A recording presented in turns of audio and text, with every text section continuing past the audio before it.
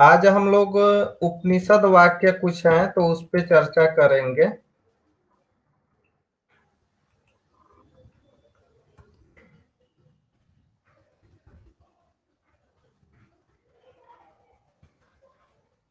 उपनिषद पे हम लोग चर्चा करेंगे।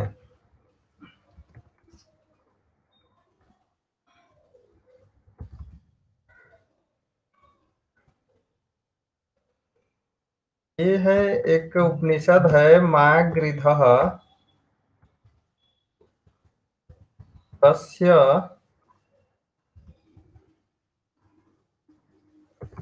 स्विद्धनम्। यह किस उपनिषद का है? बिल्कुल। चलिए, दूसरा उपनिषद में मान लीजिए एक विद्यामृतम अश्नुते कहाँ का है?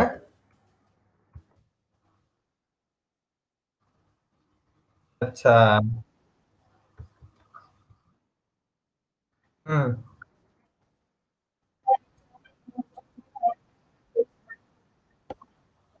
दिख दिख नहीं रहा है। वाइट।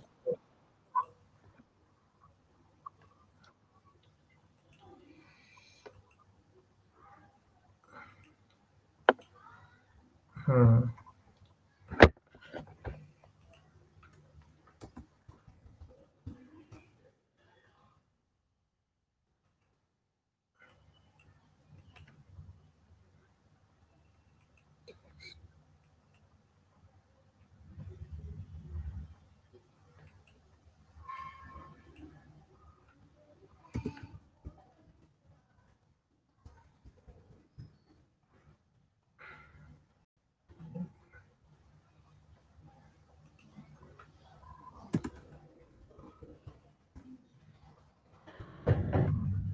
आत्मना विन्दते वीर्यम् विद्यया विन्दते अमृतम्। आत्मना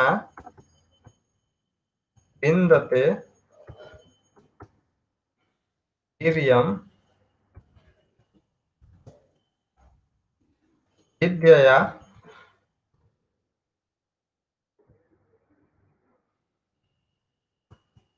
विन्दते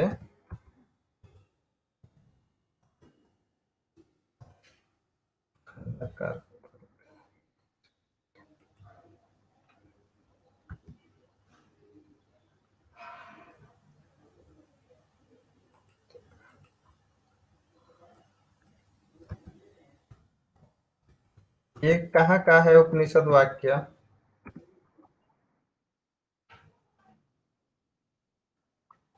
ये है केनोपनिषद का। हाँ।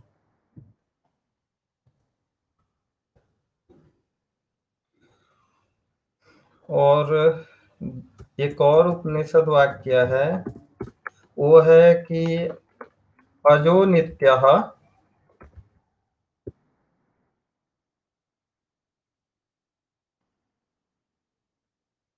बिल्कुल। है कठोपनिषद का। हाँ बिल्कुल। पुनः एक है नवित्तेन। अगला है नवित्तेन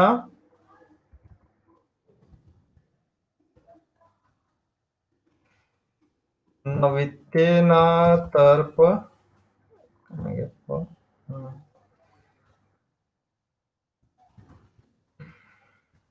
तर्पणीयो मनुष्यः। ये ये भी है कठोपनिषद। बिल्कुल। आवाज डबल क्यों आ रहा है?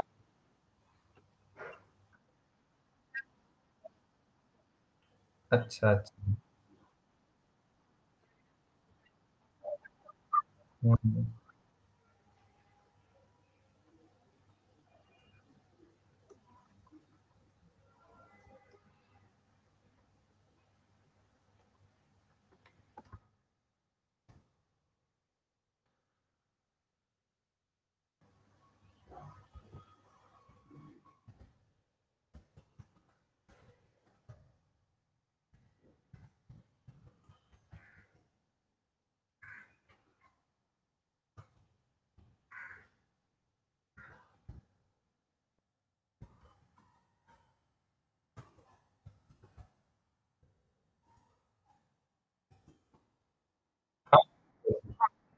हाँ, ये कहाँ का है? सुपर्णा सयुजा। हम्म।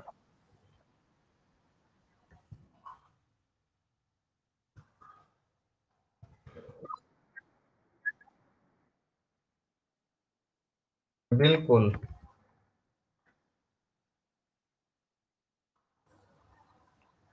परिशस्व जाति।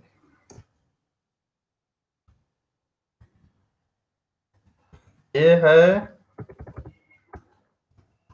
मुंडकोपनिषद का।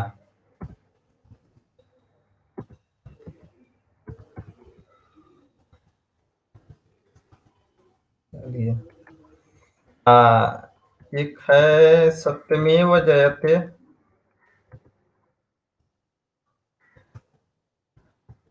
सत्यमेव जयते, ये कहाँ का है?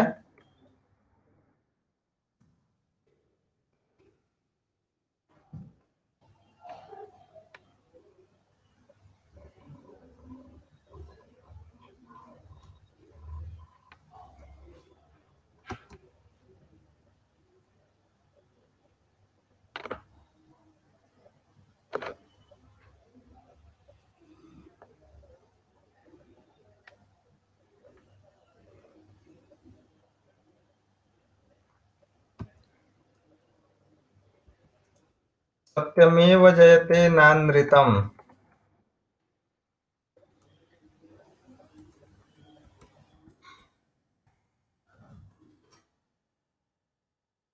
सत्यमेव जयते नानृतम, यहाँ पे देखिए लिखे हैं।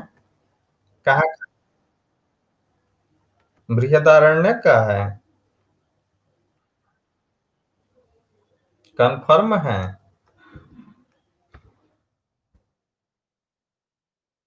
अच्छा।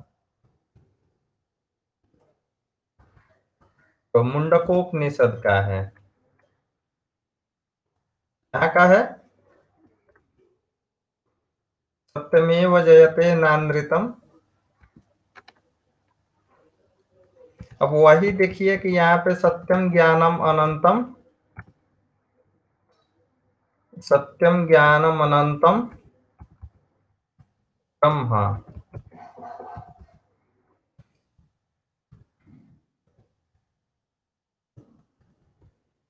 ये किस उपनिषद से संबंधित है?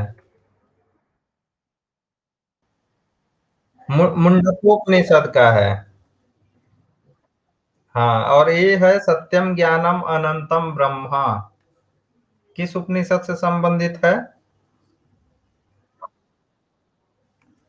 ये है तैत्तिरीय उपनिषद से।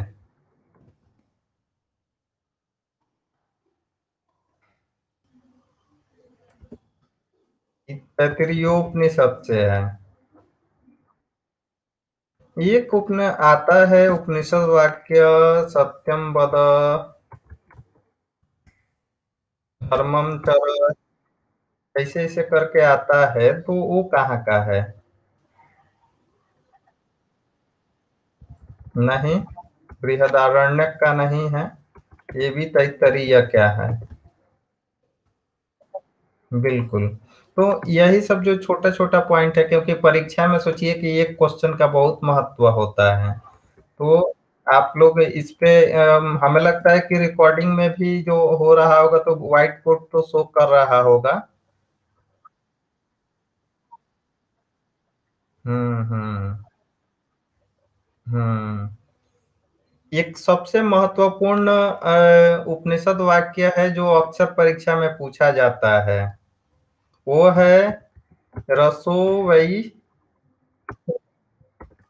तो ये ये कहाँ का है उपनिषद वाक्य? हम्म। ये भी तैत्तरीय का है।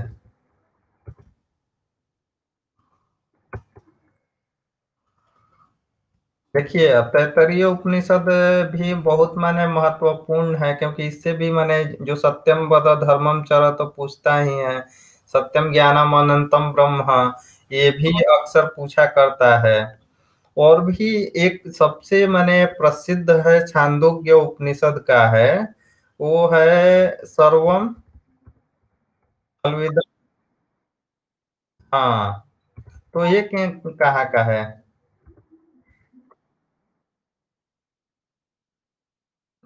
छांदोग्य उपनिषद का है। बहुत बढ़िया। तो ये है कहाँ का है? छांदोग्य का है। तो इसको ध्यान में रखना है। पुनः वही का है, एक है तत्त्वमसि। हाँ, ये भी प्रश्न पूछा था मैंने कल। हाँ, तत्त्वमसि ये भी हमेशा पूछा जाता है, तो इस पे आप लोगों को ध्यान देना है कि मैंने ये सब जो जो पूछा जाता है उसमें कहीं हम गलत करके ना आ जाए। एक है असतो मा सद्गमय। ये कहाँ का मंगलाचरण है?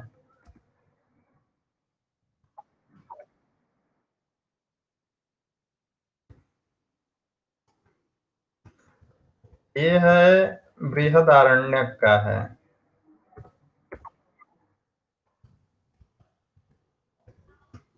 तो इसको भी, ये भी बहुत इम्पोर्टेंट है, क्योंकि देखिए असतो मा सद्गमय ये भी हमेशा कहीं भी मैंने किसी भी कॉम्पिटिटिव में सब में पूछता है।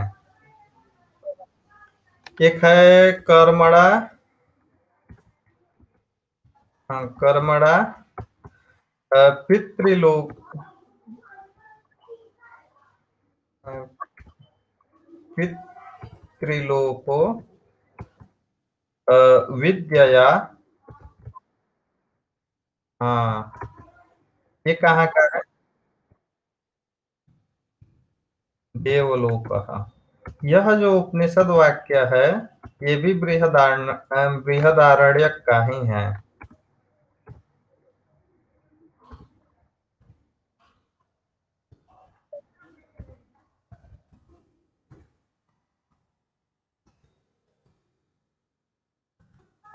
तो ये सब उपनिषद वाक्य आपको याद रखना है। एक है सत्यम ब्रह्म।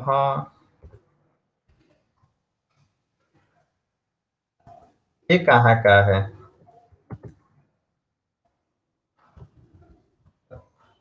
सत्यम ब्रह्म। बिल्कुल सही उत्तर है।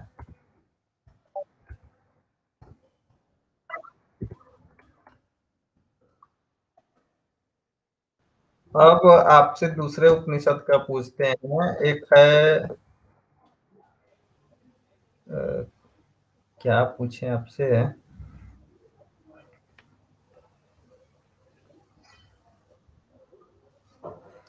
अहम शिवरूपम अस्मि। अहम शिवरूपम अस्मि।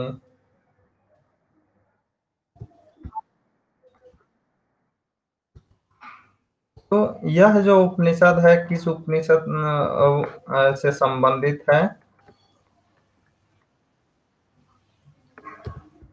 तो सुनी होंगी कैवल्य।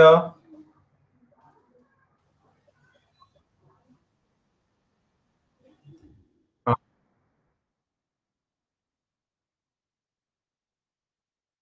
अच्छा अच्छा। एक तो आप इसको सुनी होंगी अवश्य। त्रयोः।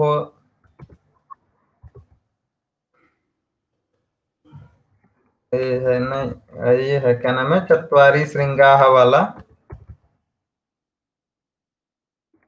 हाँ बिल्कुल।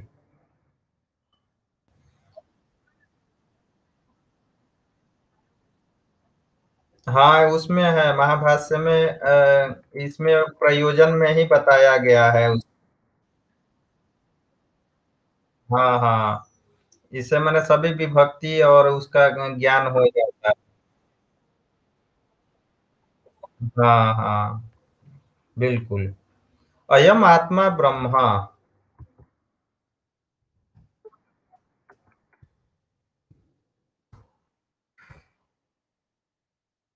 तो लग रहा है कि ये प्रश्न कहीं पूछा गया है।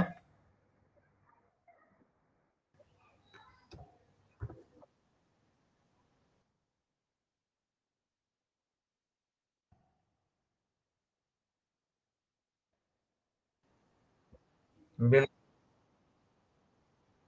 हुँ। अ, रमन्ते रमन्ते योगिनोन्ते।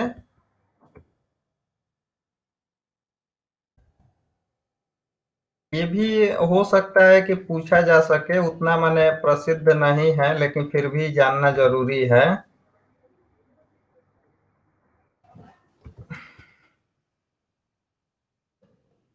एक का है रापुता, ये कुछ करके मैंने है, तो ये कौन-सा उपनिषद लग रहा है? मुझे भी ज्ञात नहीं है। हाँ, रामपूर्ण होगा कुछ।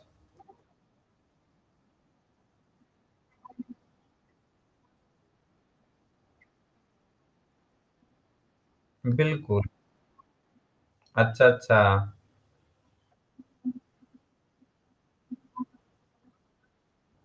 हुँ।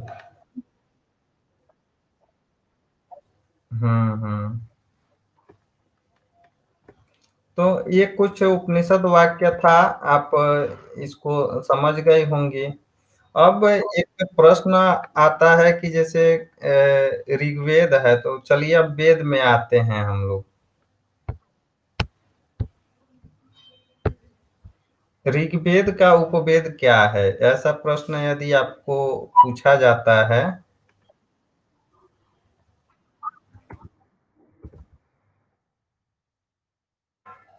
ऋग्वेद का उपवेद है आयुर्वेद। चलिए, तो इसमें उपवेद हो गया आयुर्वेद, और इसके ऋषि कौन हैं? इसके कर्ता कौन हैं?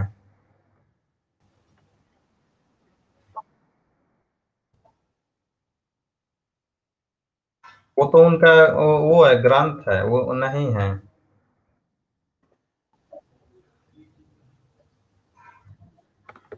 इनके जो कर्ता हैं धन्वंतरी ही हैं।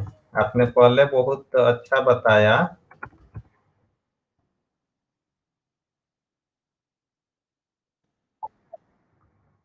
हुँ। और मैं जो चरक है, और क्या नाम है, बारह मिहिर एक बारह मिहिर करके है ना, उनका भी शायद इसी में आयुर्वेद के ऊपर ही है ग्रंथ।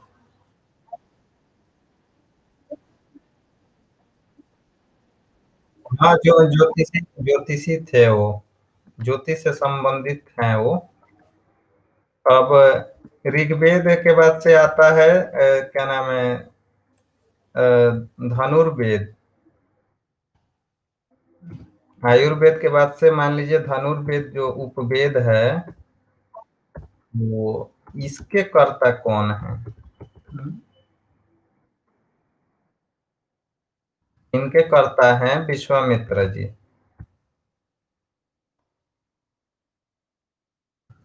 यजुर्वेद का है। ये दोनों के ही हैं। हाँ, माने यजुर्वेद जो है, तो यजुर्वेद के उपवेद में माने सायणाचार्य मानते हैं, और मनुस्मृति में इसका माने उल्लेख भी मिलता है। तो उसके अनुसार वो मानते हैं कि जो धनुर्वेद है, तो धनुर्वेद ये किसका है? यजुर्वेद का है। तो यजुर्वेद में कौन दोनों आ जाएगा, नहीं तो शुद्ध यजुर्वेद ही नहीं कहते हैं। तो इसीलिए उसमें कहीं भी माने भ्रमित होने की ज़रूरत नहीं है।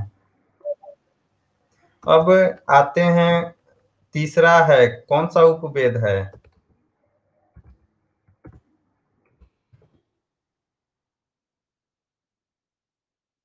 इ इसके कर्ता कौन है?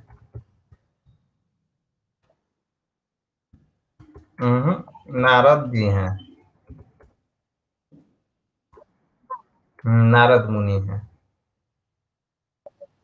हुँ। तो ये सब प्रश्न जो है, इतना ध्यान में रखना चाहिए। और उसके का अथर्ववेद का जो माने ब्रह्मवेद जो है, तो उनके माने कोई 5 जो उपवेद हैं उसके। ये सर्प आदि जो है ना, वो जो नाम है, जितने उपनाम हैं, सर्पवेद कहते हैं, ब्रह्मवेद कहते हैं, तो वो सब है, लेकिन इनके माने उसके बारे में नहीं पता है। हो सकता है कि सुमंतु ही हो, मुझे ज्ञात नहीं है उसके विषय में, लेकिन मुझे भी अध्ययन करना पड़ेगा उस संदर्भ में, क्योंकि हाँ, जैसे कन्फर्म होगा मैं बता दूंगा। तो अब होता किस वेद से संबंधित है, चाहे किस वेद से विधि है? अच्छा,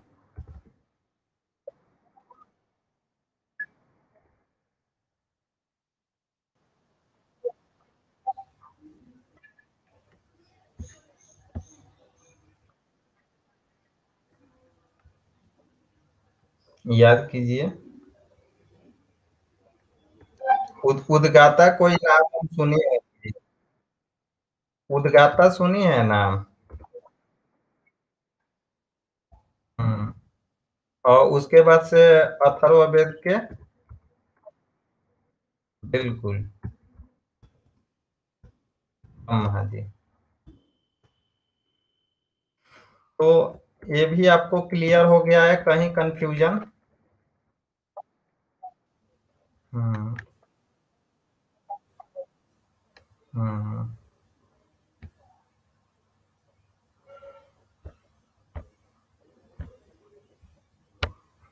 अच्छा, जो इसके मान लीजिए, जो अ, वेदों के माने अब आते हैं वैदेशिकों पे, तो वेदों के माने आदि प्रयत्नकर्ता कौन थे? ऐसा प्रश्न आ जाता है।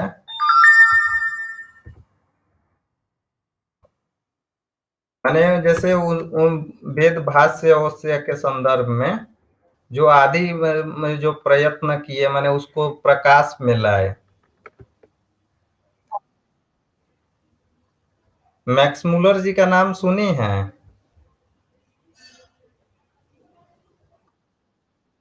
हाँ, उन्होंने ही तो सब, वैसे वेदों को कोई नहीं समझता था। सोचिए कि एक वैदेशिक जो व्यक्ति है, वो भारत में आया और ऋग्वेद पे सोचिए कि 28 सालों तक अध्ययन किया, और उसको प्रकाश में लाने वाला व्यक्ति कौन है?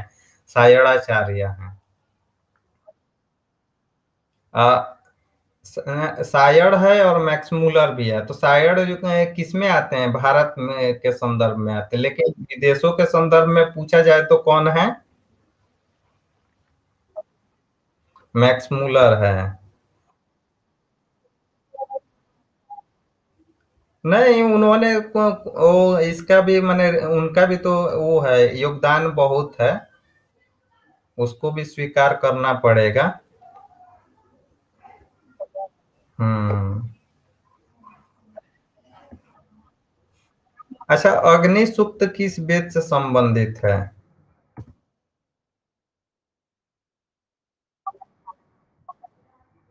हम्म।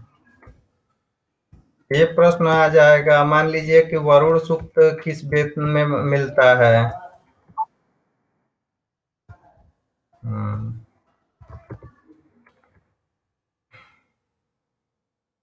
और अग्नि के से संबंधित कितने उसमें सूक्त प्राप्त होते हैं?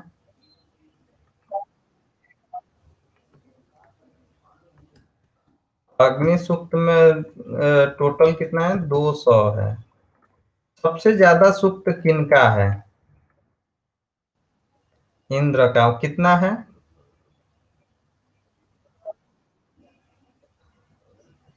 250 है।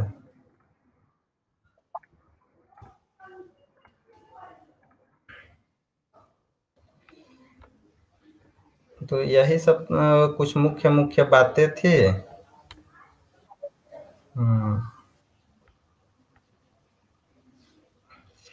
अच्छा, ऋग्वेद में जो ऋक का जो एक ऋक को कैसे मैंने परिभाषित किया जा सकता है कि ऋग्वेद किसे कहते हैं? रिच्यन्ते स्तूयन्ते आपको याद होगा।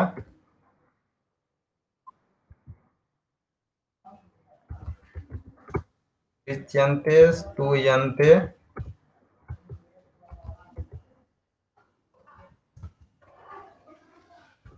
देवा अनया इतिरि। ठीक है। अच्छा, एक इसमें और प्रश्न आ सकता है कि इष्ट इष्ट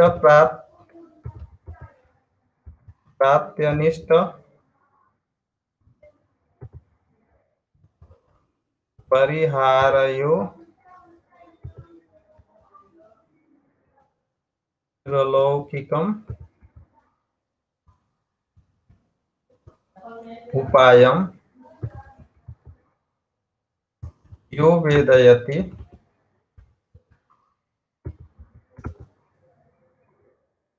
स वेदः। यह जो उक्ति है किनका है और कहाँ कहा गया है?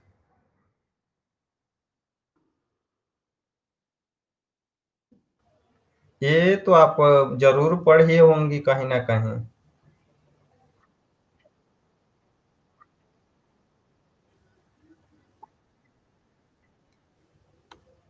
सायण आचार्य कहते हैं अपने भाष्य भूमिका में। सायण आचार्य।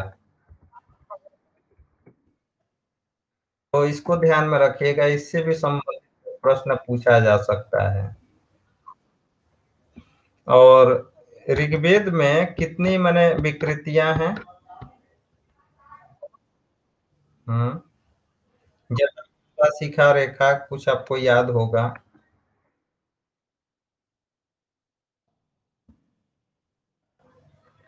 नहीं मालूम है।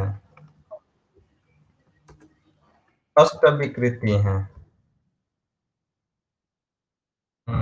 अष्ट विकृति।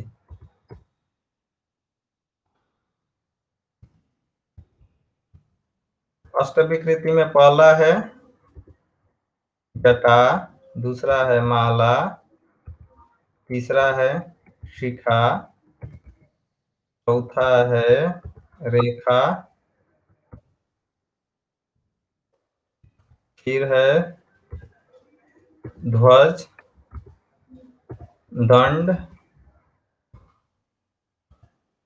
रथ और घन।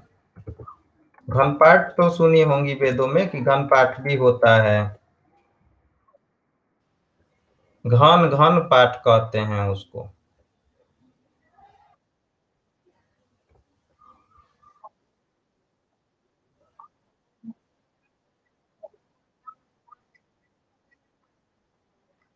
विकार, विकृति कहते हैं विकार को।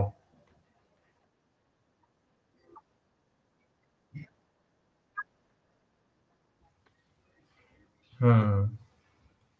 जैसे मान लीजिए कि कोई भी जो मंत्र होता है ना, तो किसी भी मंत्र का जो उच्चारण होता है, तो उच्चारण की दृष्टि से क्या होता है उसमें। जैसे रुकिए बताते हैं आपको। इसमें जो है कि मान लीजिए कि एक आप ले लीजिए ओषधयः संवदन्ते। कपिल देव द्विवेदी जी के का एक किताब है, उसमें है ओषधयः ओषधयः संवदन्ते। तो ओषधयः संवदन्ते इसमें है, तो इसका जो उच्चारण कैसे होगा। ओषधयः संवदन्ते।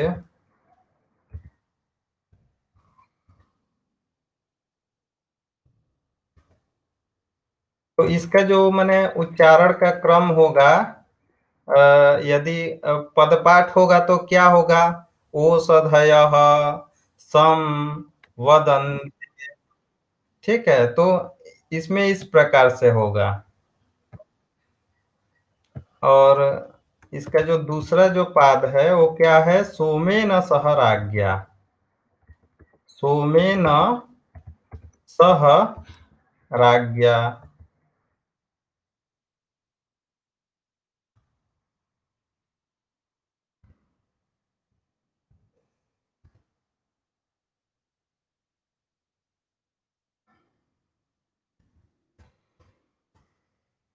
सोमेन सह राज्ञा। तो इसमें जो संहिता पाठ कैसे होगा? पहले तो संहिता पाठ का अगर करते हैं तो ओषधयः सं वदन्ते सोमेन सह राज्ञा। ये अब इसी को पद पाठ में करेंगे तो इसमें क्या होगा, एक एक करके जो पद होगा पद का उसमें पाठ करना है। पद माने सुप्तिगंतम पदम। तो इसमें अलग अलग ऐसे करना पड़ेगा। ओषधयः संवदन्ते सोमेन सह राज्ञा, माने ये क्रमशः चलेगा। फिर इसमें आ जाइए कि अब क्रम पाठ इसका क्या होगा। तो क्रम पाठ में इसका होता है ओषधयः सं संवदन्ते वदन्ते सोमेन सोमेन सह सह राज्ञा राज्ञेति राज्ञा। तो ये क्या होगा, क्रम पाठ माने ओषधयः सम फिर सम वदन्ते। तो एक कौन सा पाठ हो जाएगा, क्रम पाठ हो जाएगा। अब इसी में अगर जटा पाठ करना हो तो देखिए जटा पाठ कैसे होगा इसका। ओषधयः सम सम ओषधयः ओषधयः सं वदन्ते सं वदन्ते वदन्ते सं सं वदन्ते सोमेन। तो ऐसे ऐसे करके इसका पाठ चलेगा। अब इसी को यदि मान लीजिए कि शिखा पाठ में अगर करना हो तो कैसे होगा। तो इसमें शिखा जो पाठ होगा तो उसमें होगा कि ओषधयः ओषधयः सं सम ओषधयः ओषधयः सं वदन्ते सं वदन्ते वदन्ते सं सं वदन्ते सोमेन। माने जो पहला जो पहले इसका जो होगा क्या होगा कि पहला और दूसरा जो पद है उसका होगा।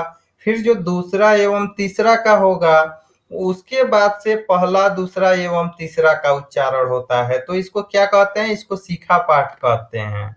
और जो घन पाठ होता है तो घन पाठ ऐसे होता है कि ओषधयः क्या है, ओषधयः सं सं ओषधयः ओषधयः संवदन्ते वदन्ते सं ओषधयः ओषधयः संवदन्ते। तो जो घन पाठ होता है तो उसमें क्या है, पहले जो उच्चारण हुआ पहला दूसरा माने पहला पद दूसरा पद, फिर जो दूसरा जो पद है उसका उच्चारण हुआ, उसके बाद से जो तीसरा पद है तीसरा पद का उच्चारण हो रहा है। पुनः देखते हैं कि पहला दूसरा एवं तीसरा। तो जो शिखा पाठ में भी वैसे ही चला, लेकिन इसमें विशेषता क्या है। अ, तो इसमें है कि अब पुनः जो माने अंतिम से लेके माने 3 2 1, ठीक है। उसके से पुनः 1 2 3। तो जो घन पाठ होता है तो उसमें क्या होता है कि पहले तो मान लीजिए कि पहला दूसरा पद कर दिए, उसके बाद दूसरा एवं जो तीसरा पद उसमें है उसको दिए, पुनः उसको क्या करेंगे जब विपरीत क्रम में लेके आएंगे फिर सीधा पढ़ेंगे तो वो हो जाएगा घन पाठ हो जाएगा।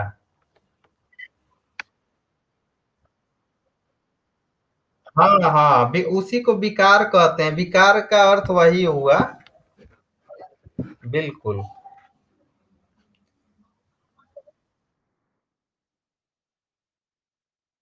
पुनः माने 8 प्रकार की विकृतियाँ बताई गई है।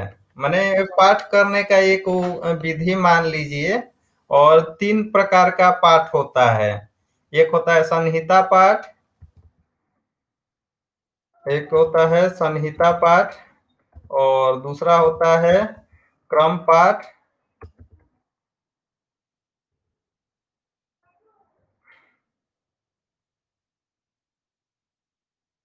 और तीसरा होता है पद पाठ। तो ये 3 प्रकार के माने इसमें प्रकार हैं। संहिता पाठ में माने जैसे लिखा है वैसे पढ़ना है, क्रम पाठ माने क्रमशः पढ़ना है, पद पाठ माने एक-एक पद को पढ़ना है। जैसे मान लीजिए कि जटा जटा माला शिखा रेखा ध्वजो दंडो रथो घनः। तो इसको अगर मान लीजिए कि आप ऐसे पढ़ रही हैं तो वो कौन-सा पाठ हो गया? वो संहिता माने टाइप का हो गया कि आप कंटिन्यू उसको पढ़ते जा रही हैं। अब इसी में जो क्रम पाठ करना होगा तो कैसे होगा? जटा, माला, फिर माला, शिखा माने जो क्रमशः माने एक दूसरे से माने सीक्वेंस में जाएगा माने चैन जैसे नहीं होता है एक दूसरे से जुड़ा हुआ वैसे क्रम पाठ हो जाएगा। अब इसी को माने जैसे पद पाठ करना होगा तो पहले कहेंगे जटा, रुक जाएंगे, पुनः माला, पुनः रुक जाएँगे, पुनः कहेंगे कि शिखा, पुनः कहेंगे रेखा, माने ऐसे-ऐसे करके रुक-रुक के जो पाठ होता है उसको क्या कहेंगे? पद पाठ कहेंगे। माने पद पाठ में क्या होता है? सुप्तिगंतम पदम माने जो पद होता है तो पद क्या होता है? उसको पृथक-पृथक उच्चारण करना। समझ में आ गया? अब कोई दिक्कत हाँ। अच्छा शाखा जो है ऋग्वेद में कितनी शाखाएँ हैं? यदि प्रश्न आता है कि ऋग्वेद में कितनी शाखाएँ हैं?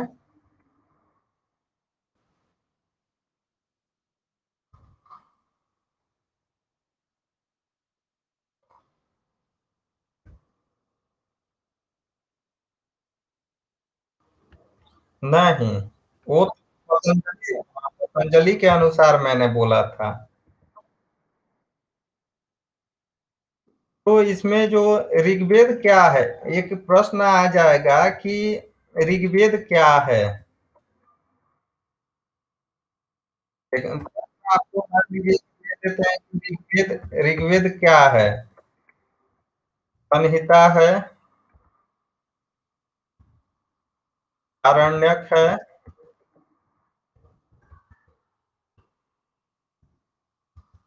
उपनिषद है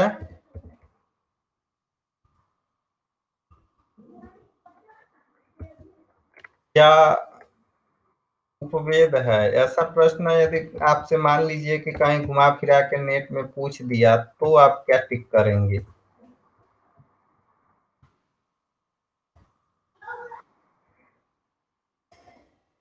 संहिता। तो वेदों में क्या होता है? संहिता, आरण्यक, उपनिषद और ब्राह्मण ग्रंथ। तो 4 भागों में विभाजित किया गया है। तो इसको याद रखिएगा। तो इसमें ऋग्वेद में 2 हैं। ऋग्वेद के की जो शाखाएँ हैं 2 हैं। वो है शाकल शाखा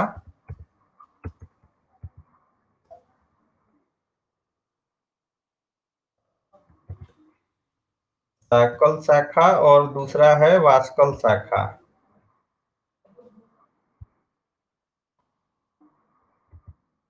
वाष्कल शाखा। किसके हैं? ऋग्वेद के हैं। अब इसी में ब्राह्मण ग्रंथ यदि देखते हैं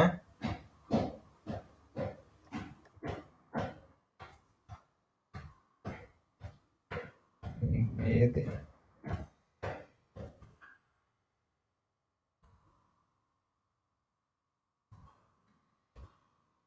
ऋग्वेद में 1 नंबर में हो गया क्या हो गया? शाखा। अब 2 नंबर में आते हैं इसी में 2 नंबर में क्या है? ब्राह्मण। ब्राह्मण ग्रंथ कौन-कौन से हैं?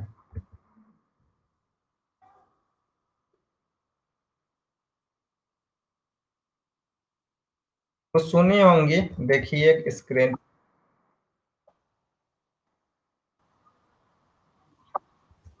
हुँ, हुँ। कौशिक है। हाँ, सामवेद से है और आगे आपको बताया जाएगा। हाँ, क्रमशः अध्ययन कीजिए। तो ये है कौशिकी। अब सोचिए कि अब कौशिकी में सी में दीर्घ है, कितने लोगों का मैंने देखा है कि गलत भी कर देते हैं।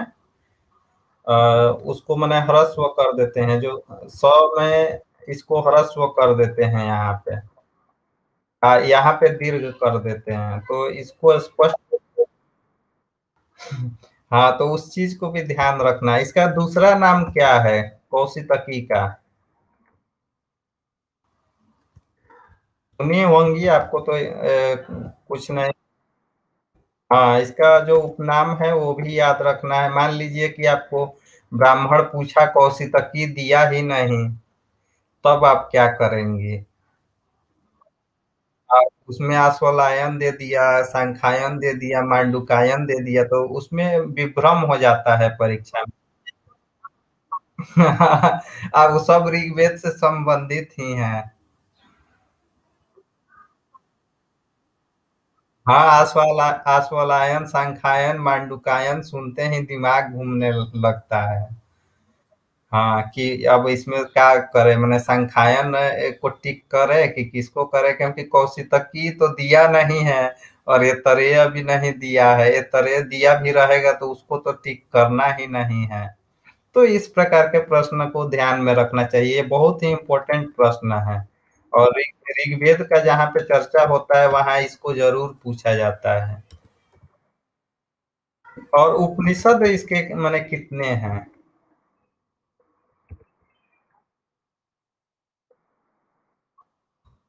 हाँ, एक है ऐतरेय। दूसरा, दूसरा है, तीसरा कौन सा है? बिल्कुल।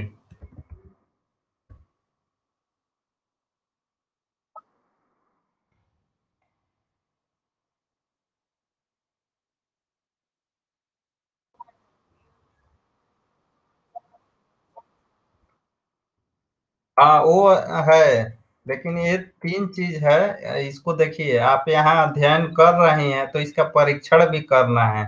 केवल अध्ययन यहाँ से करना उद्देश्य नहीं है। आप कहीं भी कोई भी ग्रंथ जब उठाएँगी, तो उससे आपको खोजना है कि आखिर मान लीजिए कि जो बात मुझे जानकारी नहीं थी और सर ने मुझे बताया है, तो मैं इसका एक परीक्षण करूँ कि वास्तव में वो सही है और कहाँ लिखा है। तो इस चीज़ को जानने की कोशिश कीजिए, क्योंकि नेट के की तैयारी माने आप कर रही हैं, तो आपको बहुत जागरूक होना पड़ता है। हाँ, बिल्कुल। पुनः तो मान लीजिए कि वास्कलोपनिषद है, तो अब इसके भी एक उपनाम है। इसको भी एक दूसरा उपनिषद कहते हैं। अब मान लीजिए कि वास्कलोपनिषद दिया नहीं है, तो क्या करेंगे? मंत्रोपनिषद भी कहते हैं, तो उस चीज़ को। तो इन चारों माने भागों का आपने अध्ययन कर लिया है। अब इसमें कुछ सूत्र आते हैं, वो सूत्र कौन-कौन से होते हैं?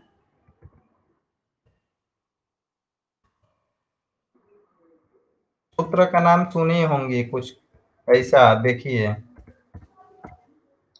स्क्रीन पे।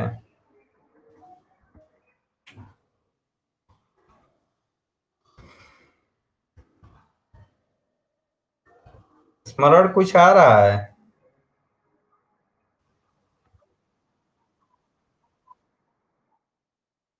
हाँ, हाँ।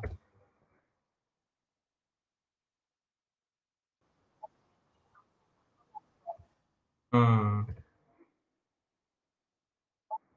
हुँ। ये तो क्या है?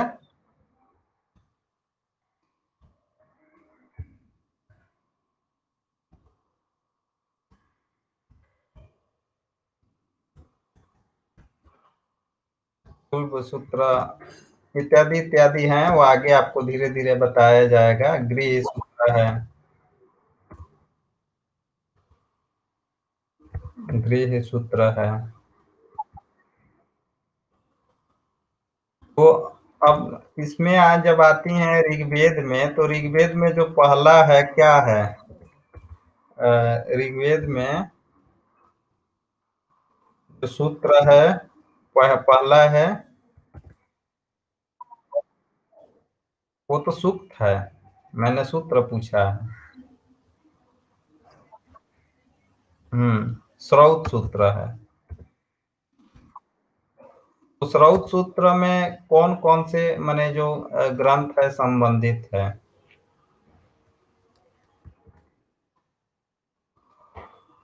अश्वलायन का नाम सुनी है? तो देखिए, इसमें जो प्रश्न है कैसे पूछा जा सकता है कि अश्वलायन किस वेद का श्रौत सूत्र है? सांख्यायन दूसरा है, सांख्यायन किस वेद का स्रोत सूत्र है? ऐसा ऐसे भी प्रश्न पूछा जा सकता है। मान के चलिए धीरे-धीरे कंपटीशन जो है बहुत ही टफ हो रहा है, तो इसमें उसी प्रकार के माने स्मार्ट रीडिंग की आवश्यकता है। तो अब इसमें आइए गृह सूत्र में। गृह सूत्र में जब आती हैं तो उसमें भी क्या होगा? इसमें 3 हैं। कौन-कौन सा है? एक तो हो गया अश्वलायन,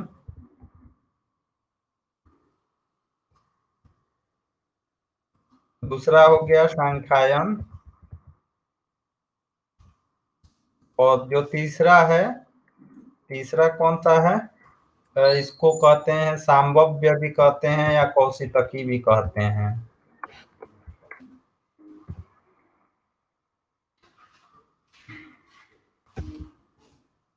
एक हो गया सांबव्य और इसी का जो नाम है, नहीं वो चौथा नहीं है, इसी का नाम है।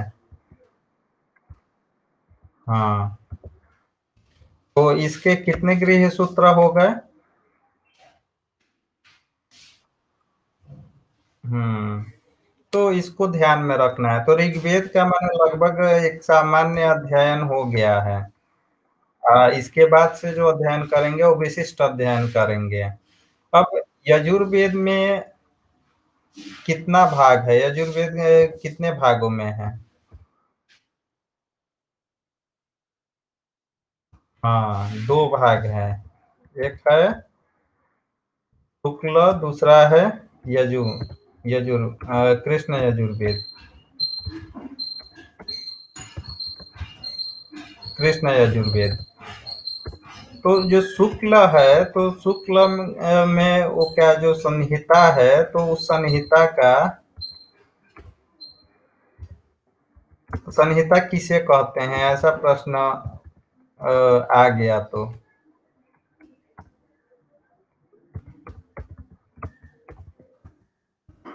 आपने व्याकरण में पढ़ा होगा परः सन्निकर्षः।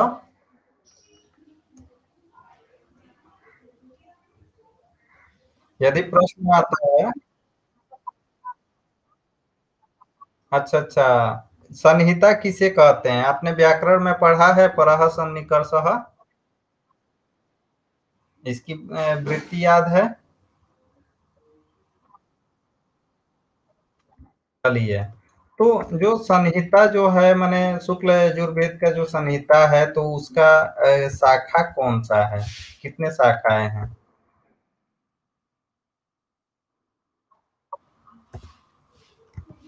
उसकी जो शाखा है एक है माध्यम दिन, नाम सुनी होंगी।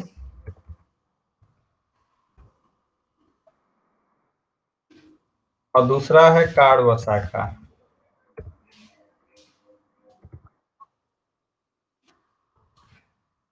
माध्यम दिन को क्या कहते हैं? और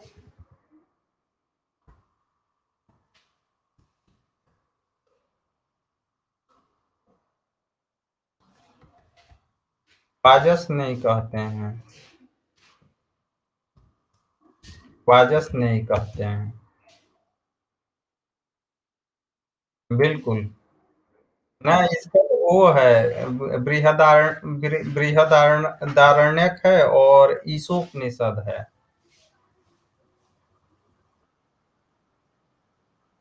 हाँ, वो कृष्ण यजुर्वेद से संबंधित है। हाँ। हम्म। हम्म। तो जो इसमें ब्राह्मण ग्रंथ है कौन सा है? शुक्ल यजुर्वेद में ब्राह्मण जो ग्रंथ है।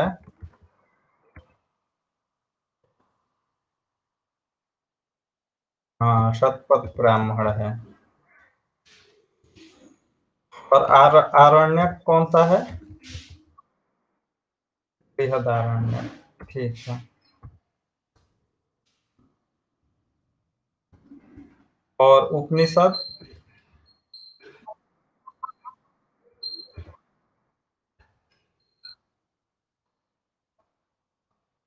है ईशोपनिषद। और दूसरा है बृहदारण्यक। ठीक है। अब इसमें देखिए, शुल्ब सूत्र केवल किसमें प्रयोग होता है? शुल्ब सूत्र का ऐसा प्रश्न आ जाता है। जो शुल्ब सूत्र है केवल एक ही वेद में है। शुल्ब सूत्र का प्रयोग किस वेद में होता है?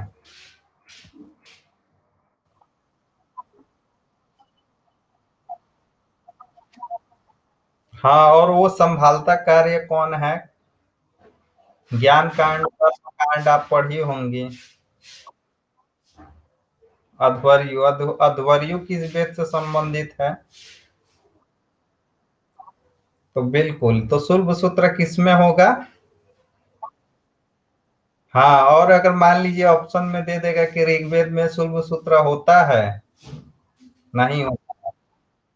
हाँ, ये बात बिल्कुल ध्यान में रखिएगा। केवल जो शुल्ब सूत्र होता है कहाँ होता है? यजुर्वेद में। तो इसमें जो है शुल्ब सूत्र में जैसे कौन कौन सा है? बौधायन है, और मानव है,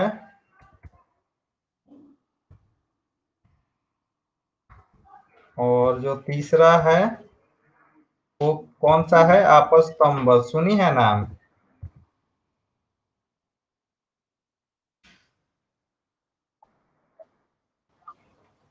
अभी देखिए, अभी और है।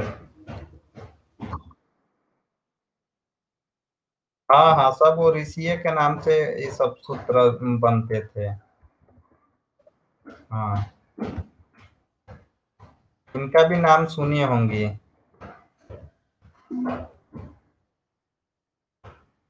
सुनी है।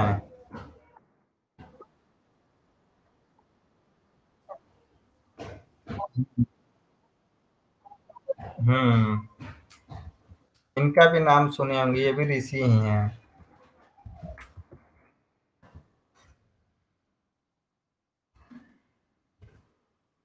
एक है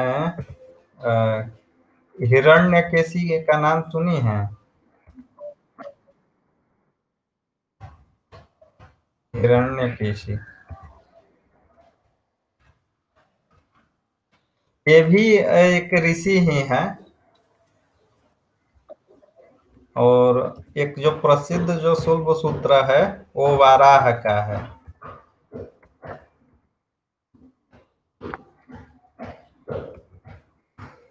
समझ गए? जो शुल्ब सूत्र है तो इसको रिकॉर्डिंग में भी होगा, और इसको आप लिखिएगा और इसको याद कर जाइएगा, क्योंकि शुल्ब सूत्र के संदर्भ में आपसे पूछा जा सकता है कि कात्यायन किस सूत्र से संबंधित है। ऐसे प्रश्न बन सकता है। मानव शुल्ब सूत्र, चाहे मानव सूत्र पूछ देगा किस वेद से संबंधित है। देखिए, प्रश्न खुद भी निर्माण करना चाहिए। मान लीजिए हिरण्यकेशी किस वेद से संबंधित है? यजुर्वेद। तो इसमें देखिए दो दो प्रश्न आपको तैयार रखना है इससे संबंधित। अब चलिए, इसका आपने सामान्य अध्ययन कर लिया। इसमें अब मान लीजिए कि श्रौत सूत्र भी है शुक्ल यजुर्वेद में।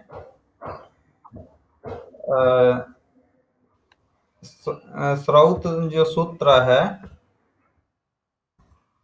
वो कौन सा है? अभी आपने पढ़ा। बिल्कुल। और इसमें क्या नाम है, गृह्य सूत्र में कौन सा है?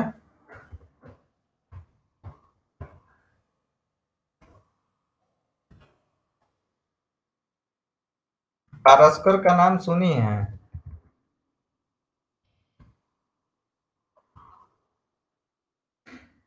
पारस्कर। पारस्कर गृह्य सूत्र है।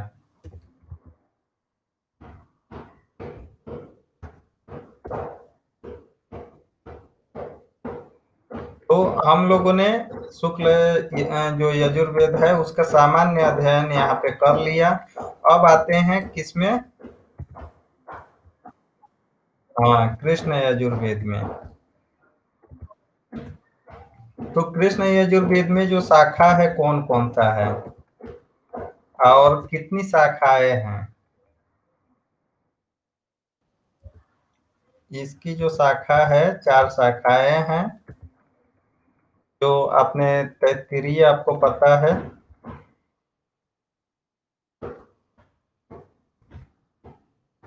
तैत्तिरीय। और जो दूसरा है मैत्रा यड़ीय। और 2 नाम सुनी होंगी आप, कठ और कपिस्थल।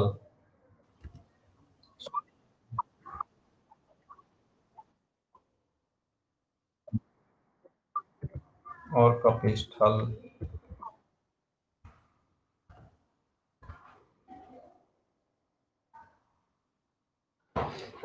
तो आपको ज्ञात हो गया। अब केवल अगर ब्राह्मण में देखें तो ब्राह्मण में कौन सा है?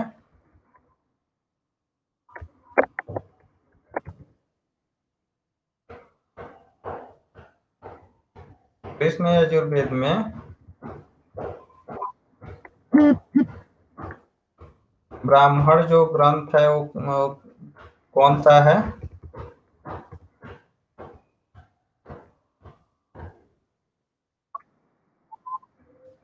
स्क्रीन पे ही है, देखिए। हाँ। चलिए, अब आते हैं।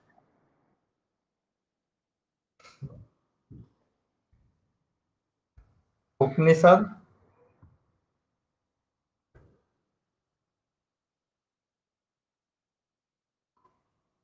बताइए।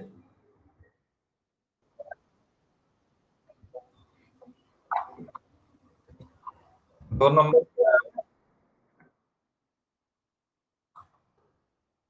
है? तीसरा है श्वेताश्वतर का नाम सुनी है?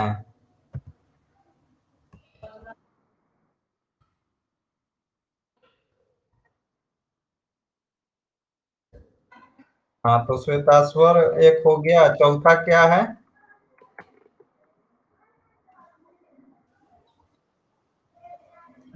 नहीं। हाँ, मैत्रायणीय। और जो पांचवा है?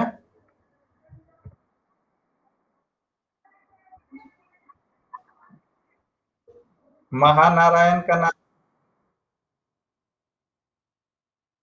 बिल्कुल। तो सोचिए कि हम लोगों ने वहाँ भी पढ़ा था ना महानारायण के विषय में, उपनिषद वाक्य में। तो चलिए, तो इसका अभी लगभग मैंने सामान्य अध्ययन हो गया। इसमें जो कल्प सूत्र है कौन कौन से हैं? कल्प सूत्र में पहला है क्या है? स्रोत सूत्र है। स्रोत सूत्र को कौन कौन से हैं?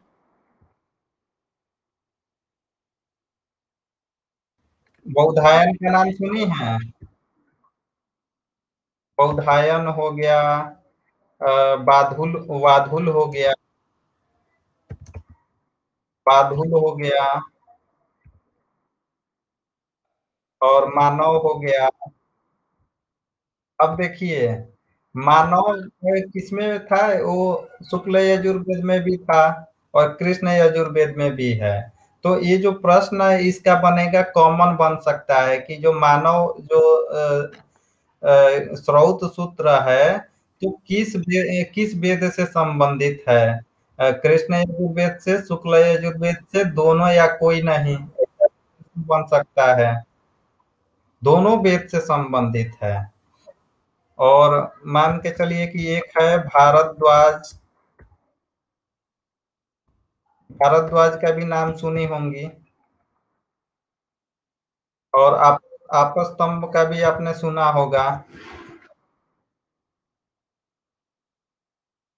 है, आपस्तंभ है, एक सत्या साढ़ा है।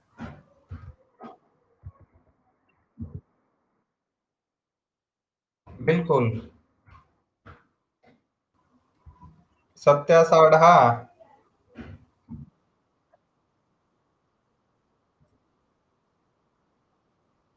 कृष्ण यजुर्वेद में ही सबसे अधिक है। और जो चारणीय है,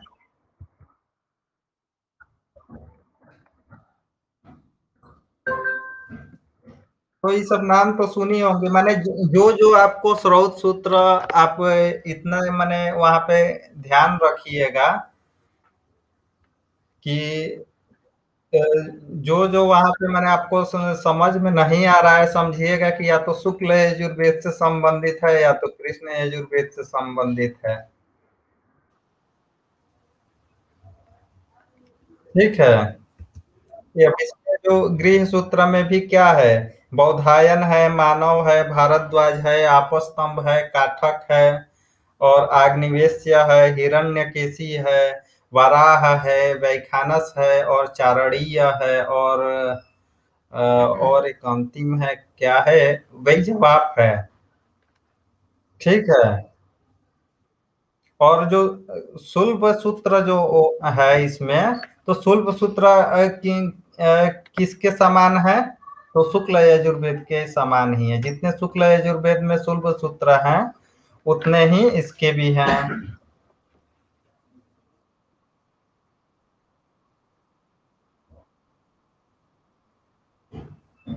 स्रोत सूत्र वो होता है कि जिससे सुना जाए। स्रोत का अर्थ क्या होता है? कर्ण।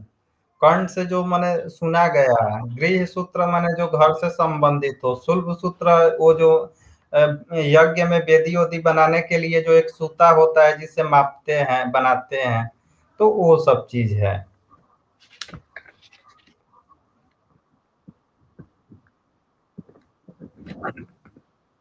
समझ गए अमरेंद्र जी?